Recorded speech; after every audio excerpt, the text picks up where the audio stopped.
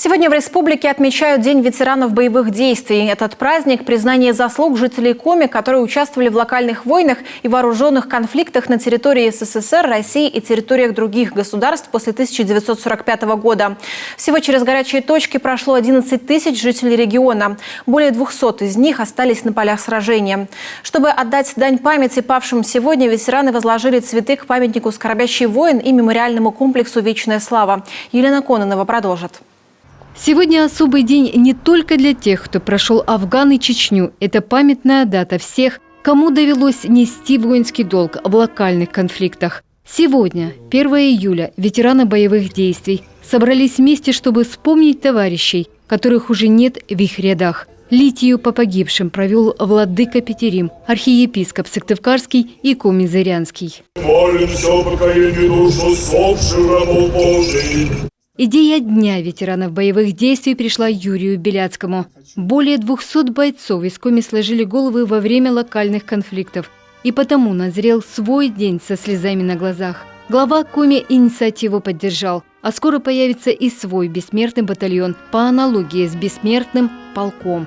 Мы планируем в течение этого и следующего года, до следующего праздника, провести большую волонтерскую работу, в том числе и с военным комиссариатом, для того, чтобы поднять этот пласт, посетить каждую семью и предложить им в качестве акции «Бессмертный батальон» прийти на следующее такое мероприятие с портретами своих погибших родственников.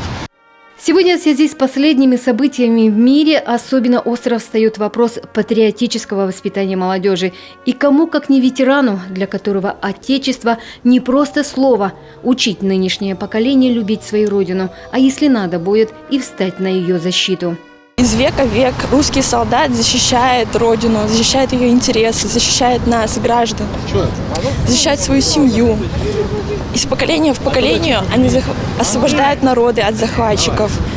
И вот эти ценности и качества, которые свойственны именно русскому солдату, они тоже передаются через поколение, через наших прадедов. Это воинская доблесть, мужество, смелость, это готовность к самопожертвованию. И вот это все, оно есть и сейчас.